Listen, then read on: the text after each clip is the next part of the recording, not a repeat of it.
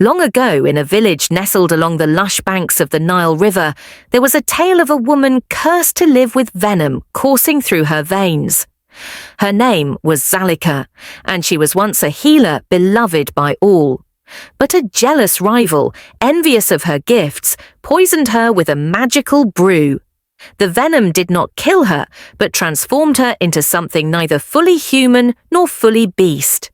Her beauty remained, but her touch became deadly, and venom dripped from her fingers like liquid fire. Shunned by her people, Zalika fled to the river and became known as the Poisoned Woman of the Nile. She was said to lure travelers into the waters with her haunting voice, only to poison them with her touch. But each Christmas Eve, legend said, Zalika would weep by the riverbank, longing for the humanity she had lost. One Christmas season, the village by the Nile was plagued by a terrible drought. The river, their source of life, had turned sluggish, and the crops withered under the sun. The village elders whispered that the poisoned woman had cursed the waters, and they feared she would soon take her vengeance on the people. The villagers, desperate for answers, turned to a young woman named Amisi, a healer and the granddaughter of one of Zalika's oldest friends. "You must go to her," the elders pleaded. "Beg her to lift the curse, or we will all perish."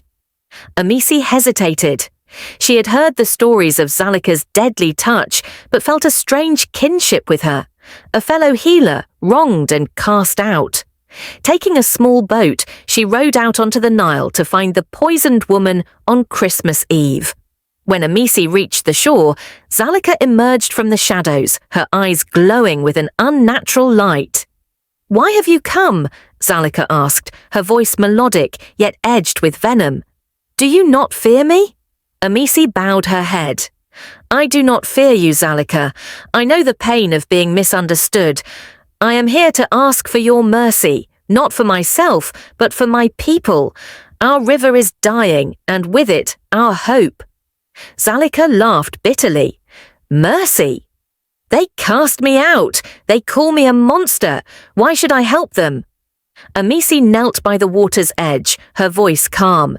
"Because you were once one of us, a healer who gave life, not death.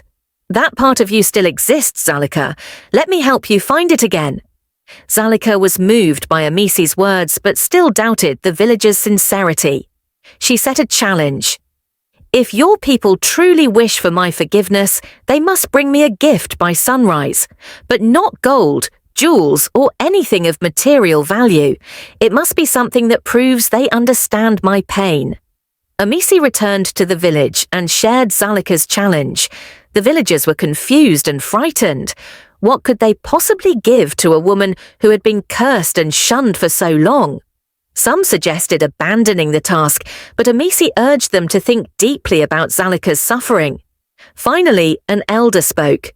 "We cast her out when she needed us most. Perhaps we must offer her what she has been denied, a place among us once again." As the first rays of Christmas morning broke over the horizon, the villagers arrived at Zalika's riverside sanctuary. They carried no gold or treasures, only gifts made with their hands and hearts.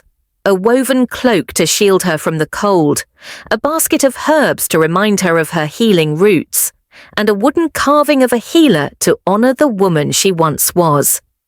Zalika emerged from the water, her venomous aura flickering as she gazed at the offerings.